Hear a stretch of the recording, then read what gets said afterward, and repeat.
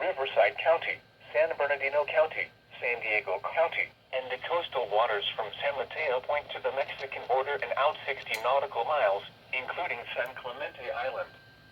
A test signal was broadcast to test the public warning system. The test is normally conducted between 10 a.m. and noon each Wednesday, weather permitting. The signal was also used to test the activation and emergency readiness of the Skywarn network of radio operators.